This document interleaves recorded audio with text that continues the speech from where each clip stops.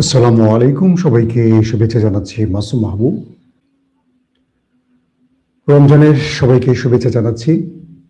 একটি পবিত্র মাস, দোয়া কবুলের মাস এবং বলতে পারি বিশ্বের প্রতিটি মুসলমানের জন্য সবচেয়ে উৎকৃষ্ট মাস। আমরা আমাদের বিগত সময়ের প্রতিটি খারাপ কাজের জন্য ক্ষমা চাইতে পারবো এবং এ মাসে আমরা নিজেরা নিজেদেরকে আত্মশুদ্ধির জন্য বেশি বেশি আল্লাহর দরবারে ইবাদত বন্দেগী করার সুযোগ পাবো। আল্লাহ আমাদের প্রত্যেককে প্রতিটি রোজা সুস্থভাবে রাখার তৌফিক দান করুন। প্রিয় দর্শক, বাংলাদেশের সোশ্যাল মিডিয়াতে এমন একটি ছবি ভাইরাল হচ্ছে যে ছবিটিকে নিয়ে রীতিমতো ঝড় উঠছে। ঝড় ওঠার প্রথম কারণ হলো এমন একজন ব্যক্তির কন্যা তিনি, যাকে নিয়ে ঝড় উঠবে এটি স্বাভাবিক। আমি আপনাদের সামনে এমন কিছু বিষয় তুলবো যে বিষয়গুলো আমি কখনো আসলে তুলতে চাইনি। বাস্তবিক অর্থে আমি আমার নিজ চোখে যেটা দেখেছি সেটাই আপনাদের সাথে শেয়ার করব।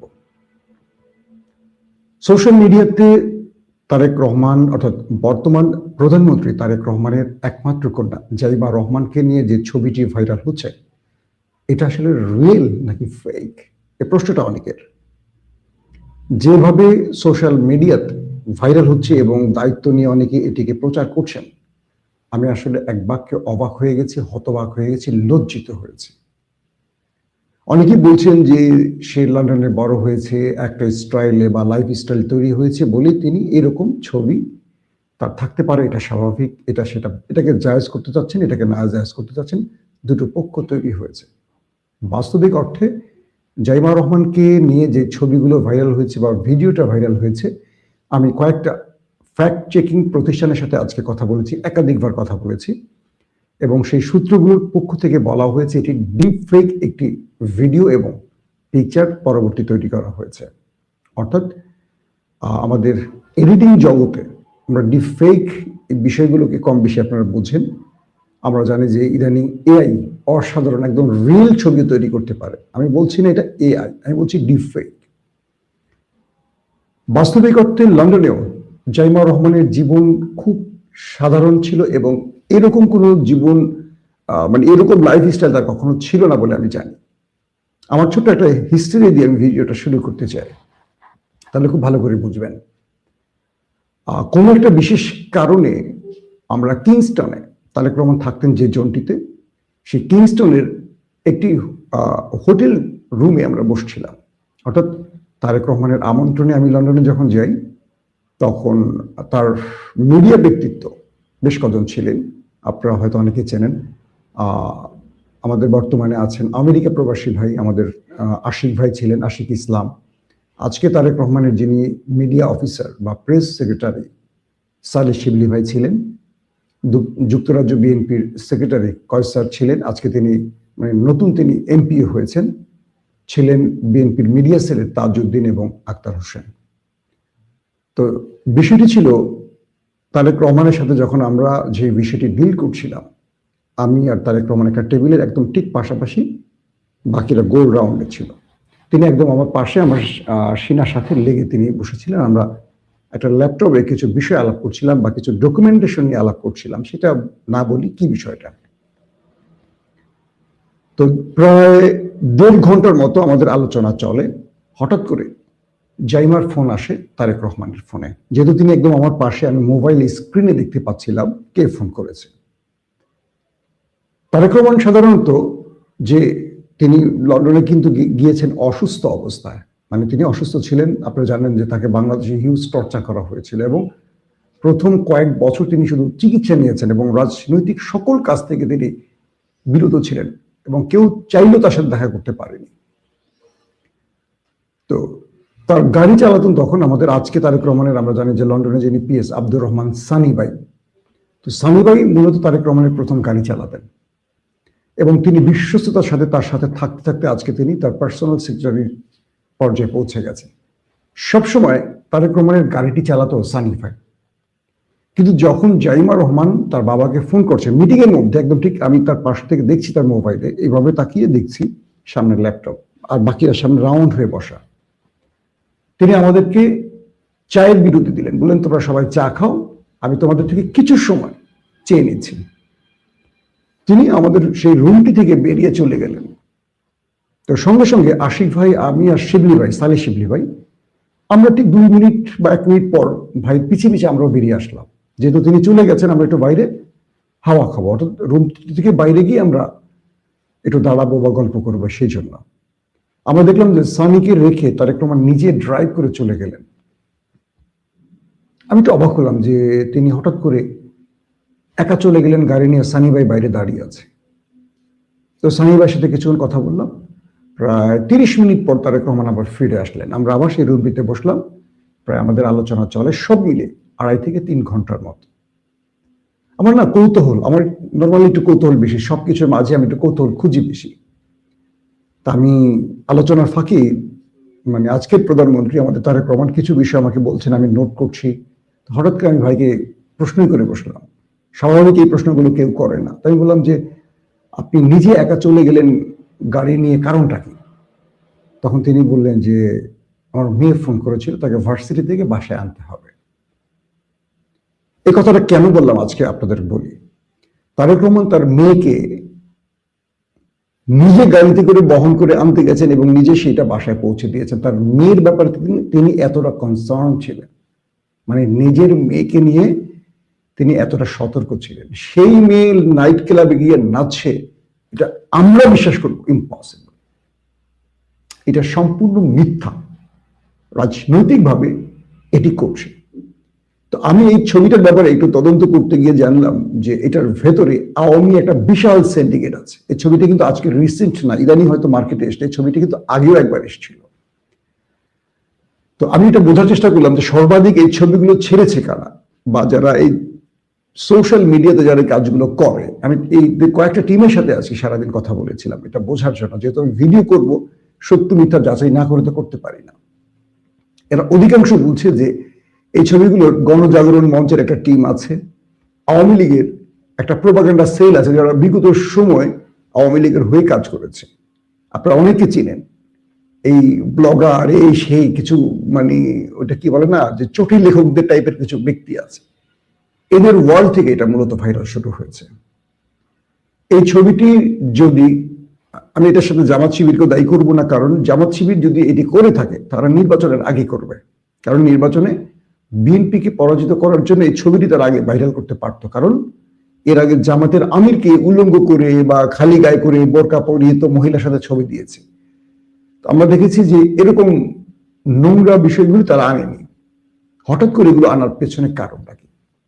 মূলত আওয়ামী লীগ জামাত এবং বিএনপিকে নিয়ে খেলা শুরু করতে চায়। আওয়ামী লীগ আবার রাজনীতিতে ফিরে আসার জন্য একটা নোংরা ন্যারেটিভ তৈরি করতে চায় এবং এই দুটো পক্ষের মধ্যে একটা ভয়ঙ্কর কি বলবো ক্র্যাশ তৈরি করতে চাইছে। এই ছবিগুলোর প্রথম উৎপত্তি আইডি গুলোকে শনাক্ত করলে বুঝবেন এরা সব আওয়ামী সেই প্রোপাগান্ডা সেলের গ্রুপ, গণজাগরণ মঞ্চের গ্রুপ, সিপি গ্যাং আছে না, কিছু গ্যাং তৈরি করছে, সেই গ্যাংগুলো থেকে এগুলো আসছে মার্কেটে। এখন অনেকে বলবেন ভাই এত নিখুঁত হয় কি করে? পৃথিবীতে এই আমরা যারা মিডিয়ায় কাজ করি আমরা জানি যে কত নিখুঁত ভাবে কত ফেক জিনিসকে তৈরি করা যায়। যারা আমাকে বিশ্বাস করেন, অ্যাটলিস্ট এটুকু বিশ্বাস করেন, জাইমা রহমানের ব্যক্তিগত জীবন এরকম কখনো ছিল না। সে লন্ডনে বড় হোক আর যেখানেই বড় হোক, তারেক রহমান কিংবা জুবাইদা রহমান তার একমাত্র মেয়েকে যথেষ্ট নজরে রাখতেন, যত্নে রাখতেন এবং আগলে রাখতেন। কারণ এই জিয়া পরিবারের বিরুদ্ধে শুধু আওয়ামী লীগ না, হোল ইন্ডিয়ার এজেন্সিগুলো পর্যন্ত লেগেছিল। সেটা শেখ হাসিনা পরিবার আর তারেক রহমানের পরিবারের মধ্যে পার্থক্য আছে, অনেক পার্থক্য আছে, কেউ মানেন আর না মানেন। তারেক রহমান তার লন্ডন জীবনে একটি স্ক্যান্ডালে পড়েছে কখনো দেখেছেন? তার হোল লাইফ তিনি একটা পরিচ্ছন্ন জীবনযাপন করেছেন। তার কন্যাকেও তিনি সেইভাবে মানুষ করার চেষ্টা করেছেন, আমি যতটুকু জানি। কারণ আমি তখন 21 টেলিভিশনে একটা নাটক বানিয়েছিলাম। সেই নাটকটা 111 তারেক রহমান পরিবারকে নিয়ে। সেই সময় এই পরিবারটার খুব কাছে আসার সুযোগ হয়েছে, বেগম জিয়ার সাথে আমার গল্প হয়েছে বিষয়গুলো নিয়ে। এবং এই নাটক দেখে ভাবি বা জাইমারাও কেঁদেছিলেন। ওই সময় অনেক তথ্য আমি জেনেছি, আমি সেগুলো আর অনলাইনে লাইভে আনতে না চাই। বাস্তবিক অর্থে এই ফেক ভিডিওটাকে যারা মার্কেটিং করছে নিজের রাজনৈতিক স্বার্থে, আমি মনে করছি আপনারা ভুল করছেন। এই ভুলটি করবেন না। একটা জিনিস মনে রাখবেন, আমি দেখেছি নির্বাচনের আগে আমার বিএনপির অনেক বন্ধুরা ফেক জিনিস মার্কেটে এনেছে, জামাতের আমিরকে নিয়ে, প্রার্থীদেরকে নিয়ে। আমি তখন অনেককে বলেছি এটা করবেন না। এটা করলে যে সমস্যাটা হয় সেটা হলো যে ভবিষ্যতে আপনার দলের নেতাকে নিয়েও মানুষ এরকম মিথ্যাচার করবে, গুজব ছড়াবে। কারো চরিত্রের স্খলন ঘটিয়ে, কারো চরিত্রে এরকম নোংরা জিনিস বানিয়ে প্রচার করার অর্থ হলো আপনি আল্লাহ প্রদত্ত ভাবে আপনি আবার নিজে থ্রেটে পড়ে যাবেন। আপনি অন্যের মিথ্যাচার করলেন, আপনার ঘরে নিজের বোন আছে, মা আছে, বোন আছে, তারাও কিন্তু বিপদে পড়তে পারে। সোশ্যাল মিডিয়ার এই উৎকর্ষের জীবনে আমাদের অনেক হিসেব করে চলতে হবে। একটা মিডিয়া ভিডিও দেখেছেন, পিকচার দেখেছেন, চোখ বন্ধ করে বিশ্বাস করে সেটা ভাইরাল করে দিচ্ছেন আপনি সেই দল করেন না বলে। রাজনৈতিকভাবে আপনি তাকে ঘায়ল করবেন, এই মেয়েটার কি অপরাধ বলেন? এই মেয়েটা কি রাষ্ট্রের 1 টাকা চুরি করেছে? তার বিরুদ্ধে কোনো অভিযোগ আছে? সে মিশছে সবার সাথে, সে কিছু করতে চায় বাংলাদেশের জন্য, তার চিন্তা আছে বাংলাদেশকে নিয়ে, একটা ভালো প্ল্যান নিয়ে সে এসছে। পুরো লন্ডন জীবনে তাকে নিয়ে একটি স্ক্যান্ডাল আসেনি। হঠাৎ করে এখন এইসব ফেক ভিডিওকে দিয়ে আপনারা যেটা করছেন, যারা করছেন তাদেরকে বিনীত অনুরোধ করবে এগুলো করবেন না। আমি বিএনপিকে ভালোবাসি অর্থটা এরকম না, সত্যটার জন্য আমি কথা বলি। সেটা বিএনপির পক্ষে যাক আর বিপক্ষে যাক, আমি ছেড়ে কথা বলি না। কিন্তু এটা খুব একটা মানে জঘন্য ব্যাপার।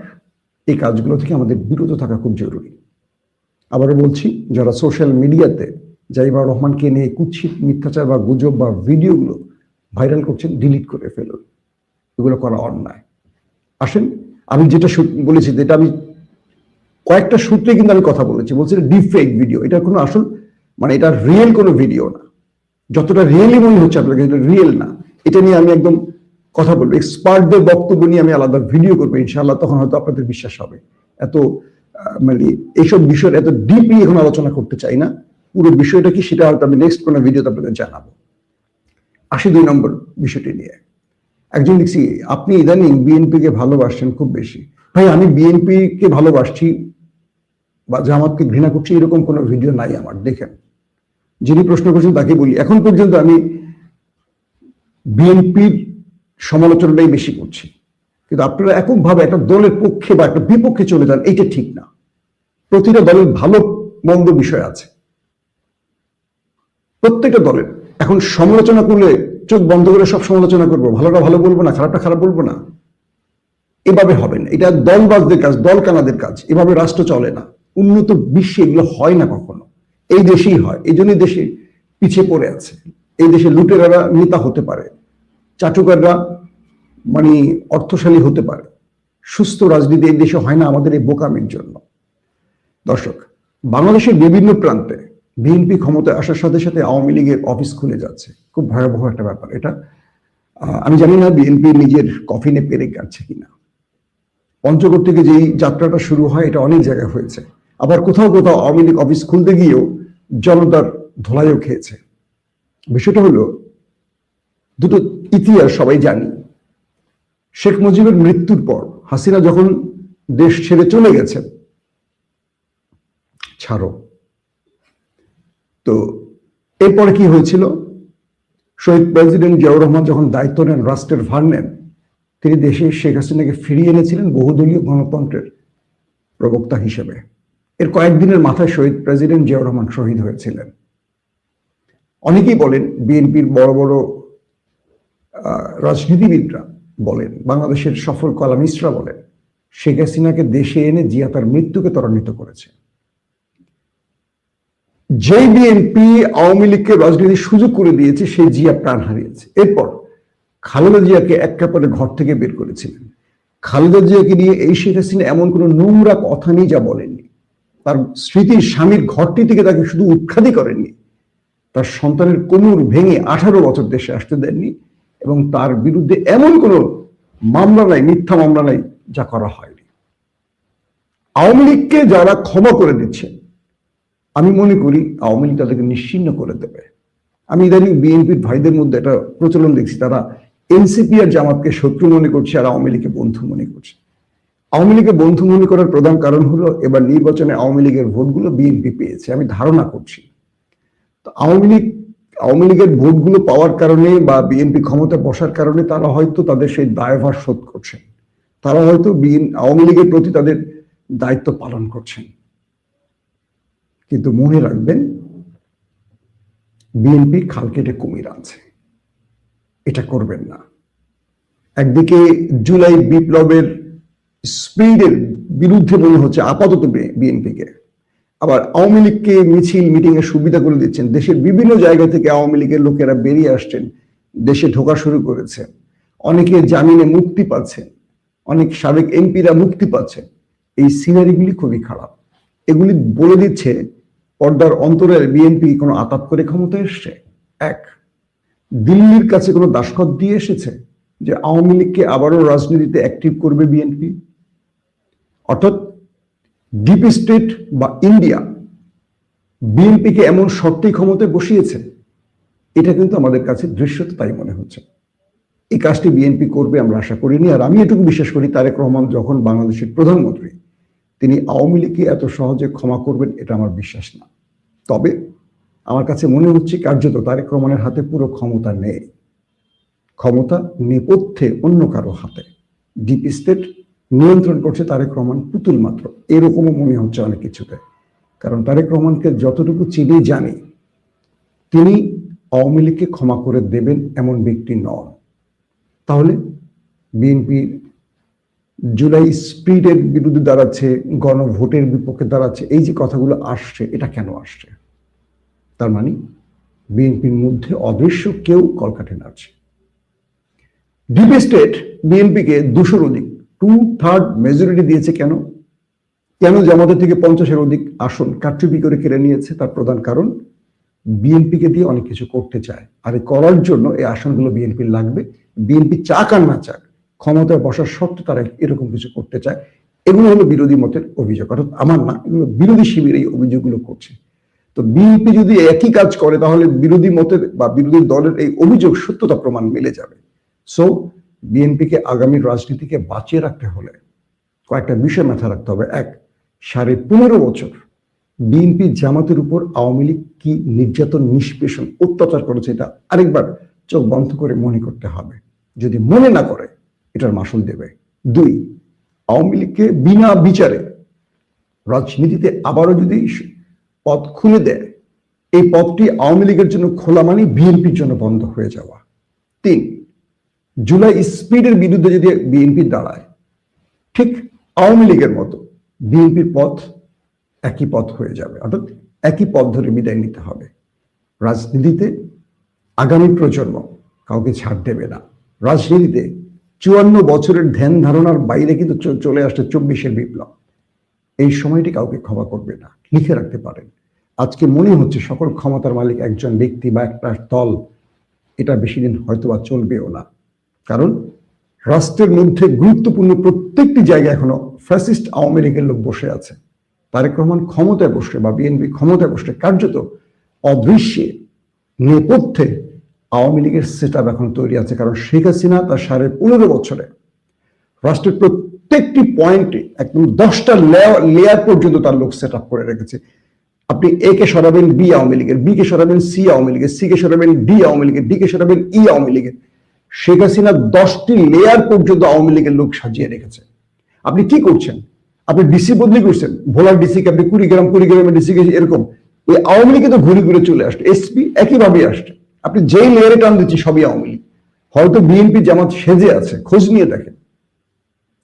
তো আওয়ামী লীগ এই দেশে পাড়া দেওয়ার সঙ্গে সঙ্গে দেখবেন মিডিয়া কু হবে, পুলিশের মধ্যে কু হবে, সেনাবাহিনীর মধ্যে হবে, প্রত্যেকটি প্রতিষ্ঠানের মধ্যে কু হবে। বিএনপি অসহায় হয়ে যাবে। আবার বিএনপি জামাতের হাত পা ধরে বলবে, আসো ভাই আমরা আবার দেশ রক্ষা করি।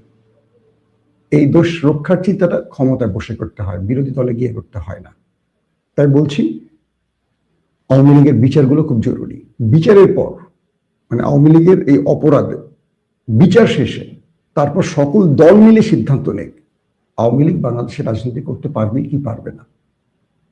নতুবা আমরা মনে করি, যদি কারো দাসখত দিয়ে আওয়ামী লীগকে ফিরিয়ে আনার চুক্তি করা হয়, তাহলে দেশের জন্য একটা নির্লজ্জ ইতিহাস তৈরি হবে, একটা ভয়ঙ্কর ইতিহাস তৈরি হবে। কারণ এই দেশে আওয়ামী লীগ ফিরে আসা মানে বিএনপি, জামাত, এনসিপির কবর রচনা করা। আপনারা আপনাদের কবর রচনা করবেন কিনা এখন চিন্তা করেন। আল্লাহ হাফেজ।